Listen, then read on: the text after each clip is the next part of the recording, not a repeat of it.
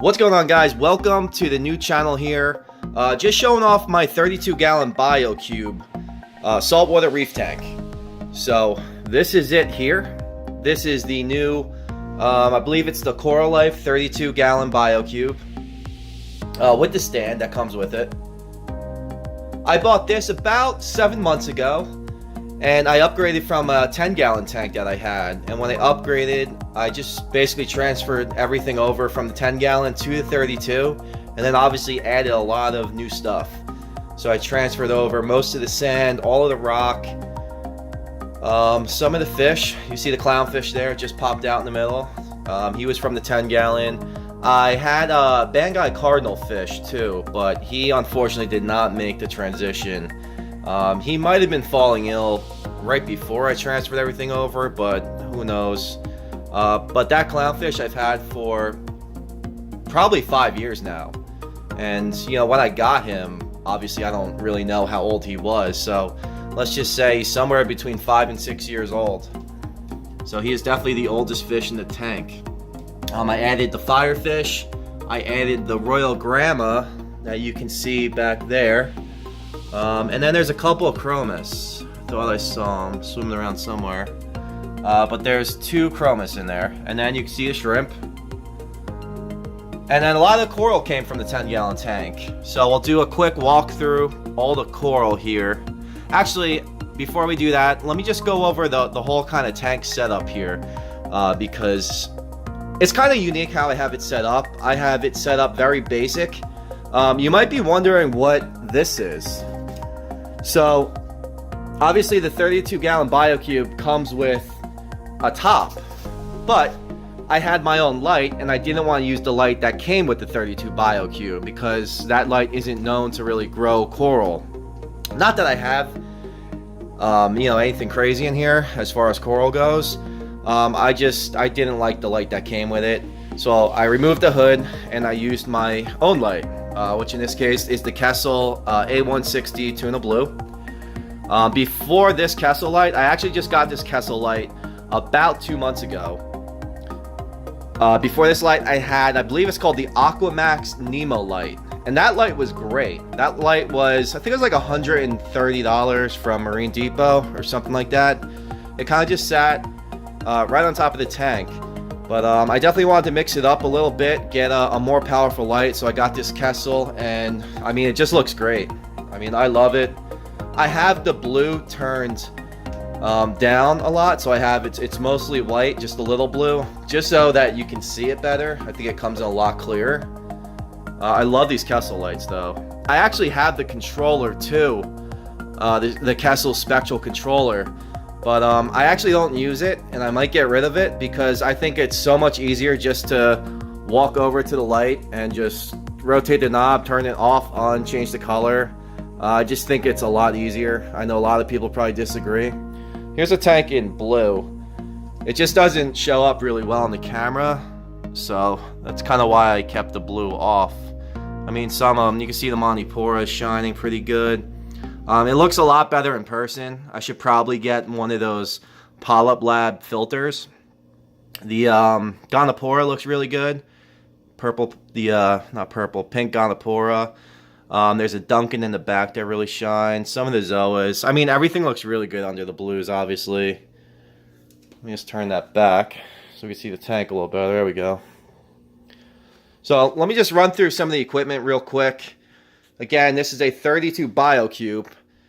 And then this. So this I kind of made for a couple reasons. Number one, the big thing is it kind of prevents fish from jumping out the side to their death. You can see all the sides are kind of covered. The back, I guess, is the back, like around here, is still kind of exposed. But, I mean, it's kind of tall here.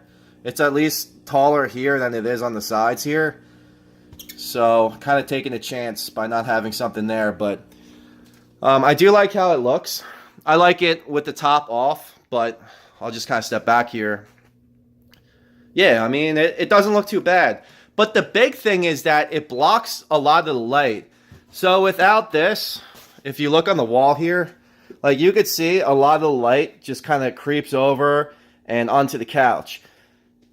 So the tank's in the middle of my living room right now. So when you're sitting on the couch, the blue light creeps over onto it, and you're just like sitting in blue light all the time. So I didn't really like it, so I wanted to just come up with something to block out some of the light. So that's when I made this.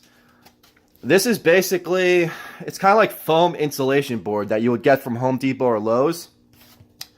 I glued it together, and then I shaved down the edges to kind of make it rounded so that it fits the curve of the Biocube. Obviously, that's not perfect. I'm still working on this thing. I still want to sand it down and paint it. It's really rough looking. This is, I guess, considered like a prototype, but yeah, I still have a lot of work to do. You can see I just hot glued it together. But yeah, it's obviously super light. On the previous tank I made one out of wood, like a canopy out of wood, and then I sat the light like right across it. But obviously with the kessil, it doesn't need to be held up by this thing. So this can be light. Yeah, and then it just goes right on it like that. I like it. I like how it looks. It kind of makes the tank look taller. It almost looks like it came with that. But yeah, I just want to fix it up a little bit. So let me take this off so I can show you the back of the tank, some of the filtration, how I have the light set up. So if you notice, I have the goose mount for the kessil. But instead of mounting this onto the back, like onto the back glass, I have it mounted on just this, kind of like a scrap piece of wood that I had. And just, hopefully you can see it, it just kind of sits on the floor. I think it's a piece of like hardwood flooring. And the reason I have it on here is because the kessil the kessil gooseneck, it's really, really heavy. It's super high quality. It's some type of metal, and then the kessil light itself, everything here is like super heavy, which is good. It's super high quality. It feels really good. So no issues with that. It's just, it feels so heavy that I'm afraid that if I clamp this to the back glass here, it's gonna snap it. I know most people, probably 99.9% people, go ahead and just clamp this to the glass. But I don't know. I just felt like I'd sleep easier at night if I mounted it a different way. And it worked out perfect. Like, there's no issue or anything. I just have it here and everything's good. I did put it here temporarily. And like I said, I just felt like the stress from this thing leaning forward on the glass was just so much. I just felt so uncomfortable and felt like it was going to crack. So I have it like this, and so far so good. So let's, I guess we could take a look at the first chamber here. Like I said, I have this system set up pretty differently, but not too different. So in the first chamber here, I know most people run a protein skimmer. I'm running the Ice Cap K1 Nano Skimmer, and it fits perfectly in chamber 1. It's really snug in there. There's not much room. I wish it was a little bit bigger, but it fits perfect in there. The only thing I had to modify slightly was that it comes with a mounting clamp, but it did not fit into chamber 1 of the 32 Biocube with the mounting cap. So I had to take that off. So you can see how I have it mounted. I have just a rubber band around the main tube, and then I have it connected to a zip tie, which I tied to the front kind of grill here. So that's holding it up. There's nothing else holding it up other than this. I mean, the whole thing's not that heavy, so it should be fine how it is. But this is how I've had it for at least a couple months now, and it's been working great. You can see some dark skim in there. It does skim kind of wet, but if I dial it down a little bit, I know I'll get a much drier skim. But for now, it's fine. I mean, I have no issues with it. You know, there's always a consistent amount of skimmate coming out of it. I probably have to clean this out soon. But now I want to move on to chamber number 2, because I haven't seen anybody else really running it like this. And hopefully there's enough light here. Maybe I can turn this up a little bit. So chamber number 2, you can see I have some, this is just a piece of like felt filter cloth. And then below that, just like another piece of random filter pad. All stuff I got off eBay for super cheap. But let me see if I can do this. Okay, hopefully that brightens it up a little bit. Alright, there we go. Now you can see it good. So you can see the water, obviously it flows from there all the way down in here onto the filter pad. You can see some flake food. I feed everything in this tank. I have like every product available. I think just last night I got lazy and just threw in some flake food. So there it is. You can see it got collected there on top of the filter material. But, so I'm not using the standard Coral Life Biocube filter tray. What I have is a slightly modified version of that. So we could take all this off. So let me pull this up. So this is the tray. Right here is the tray. But I cut off the filter pad and then the little charcoal pieces that come inside of it. I took all that off, so all I have right now is just the piece of plastic. That's it. So I have the piece of plastic, basically the main part of the tray, minus all the filter material. And I have that just sitting on top, just like that. And then I just put my own filter material on top of it, like you saw here. And that's it. I mean, it's really not much more to that.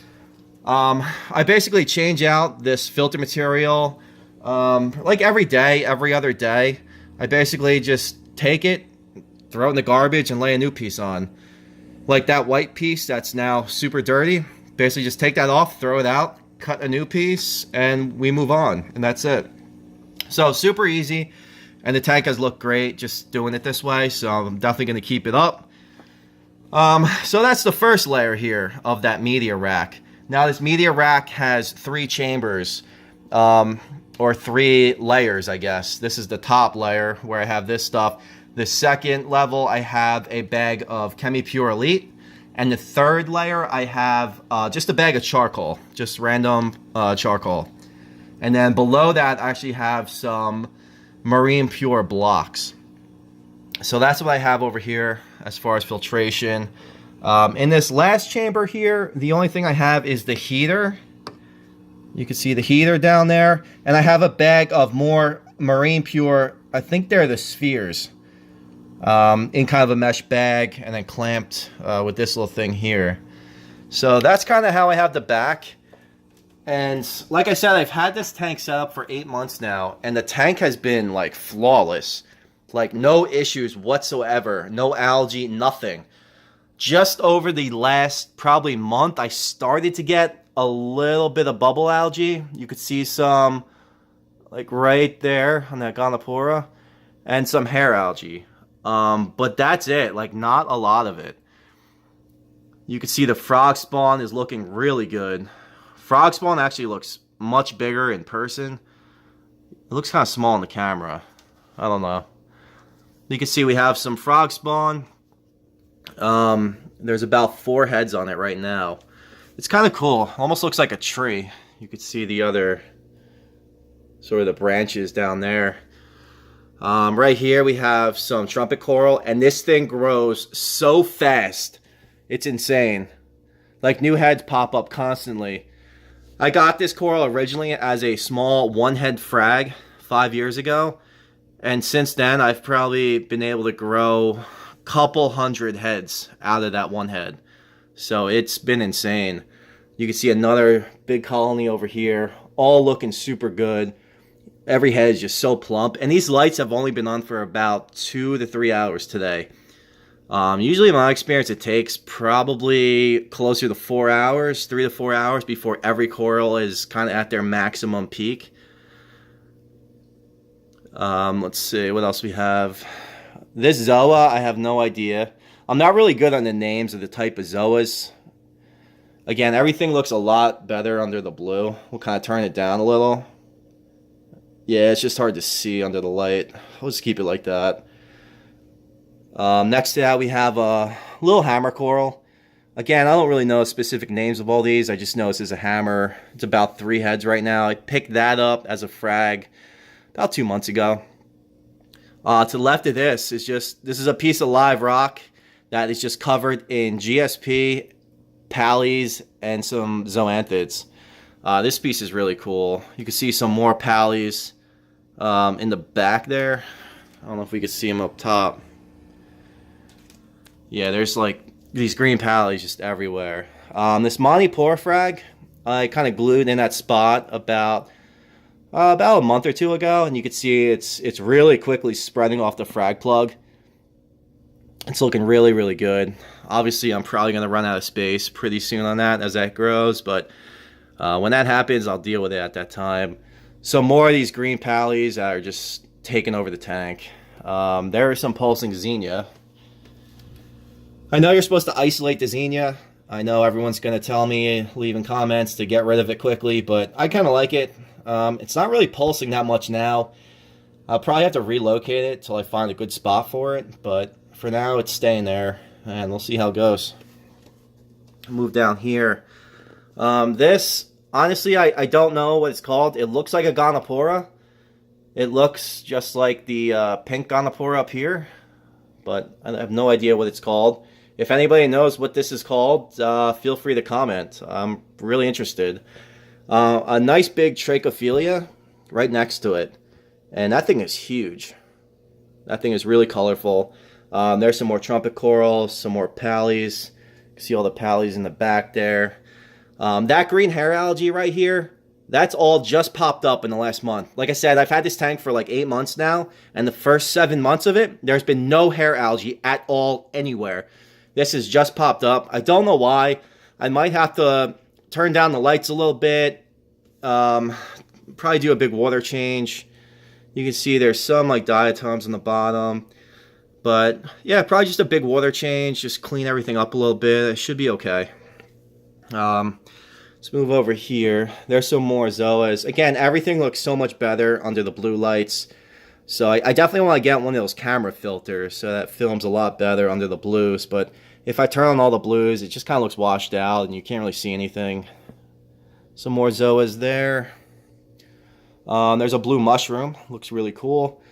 These are, I remember when I bought them, they were called like Vietnam zoas. Let's see if they show up in the blue. You can see the edges of them are really red.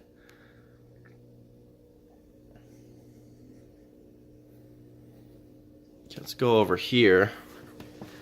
We do have a frag on the bottom. This frag fell.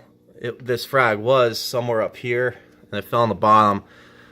Just got really lazy. I haven't picked it up yet, but still doing good. It's been sitting there for like a month, and it looks good. Again, it looks a lot better under the blues, but hopefully I can get some better pictures of it. And then here's a Gorgonian. Gorgonian also fell too. The Gorgonian I had super glued up top on one of these rocks. I think it was like right here somewhere. Then it fell, so I just kind of left it. You can see it's kind of covering some GSP that is just kind of hiding in the back. Again, I'm kind of running out of space in this tank.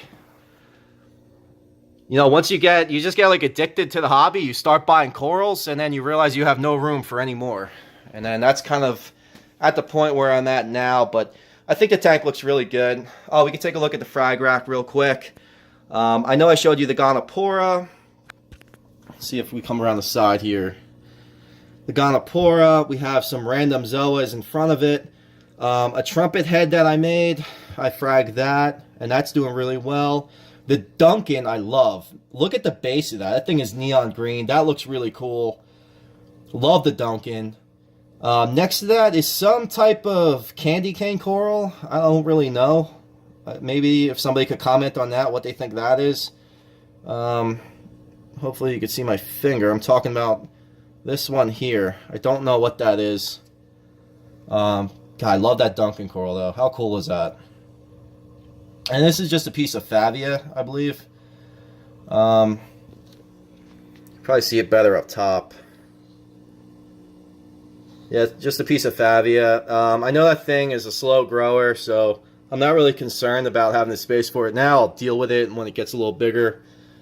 And then over here, here's just a frag of just the random green pallies that I made. Again, those things are like taking over my tank, so I'm definitely looking to get rid of them to somebody. If anybody wants them, let me know. But yeah, this is it. I think after this video, I'm going to do another video just kind of showing my daily maintenance on the tank. Like I said, the tank has been running flawless for like 7-8 months now. So I must be doing something right. So maybe I'll share my secret with everybody and hopefully help some people out. But yeah, here's the tank. 32 Biocube. There's the chromis I was telling you before. I had 3. One of them just disappeared. I have no idea where it went. All 3 were living in here, happy as can be, for about 3 months, and then one of them just disappeared. He was really small. He was like half the size of the other ones. I got all 3 at the same time, and then he just disappeared. I have no idea. I was thinking maybe he slipped through those slots in the back to filter, but he wasn't back there. I checked out all 3 chambers in the back. Could not find him anywhere. I mean, I do have a lot of caves and stuff in this tank, which I like. Kind of have that big middle swim through for the fish. A little swim through here in that cave. I love where the grandma hangs out. Just kind of up there. That rock was really uniquely shaped. You can see him in there. Yeah, this is it, guys. Any questions, comments, leave a comment. I'll reply back to you with my answers if you have any questions. But for now, I'll leave it here. And I will try to put a video up, another video this week, just kind of showing my daily maintenance tips and tricks. And that's about it. All right, guys. See ya.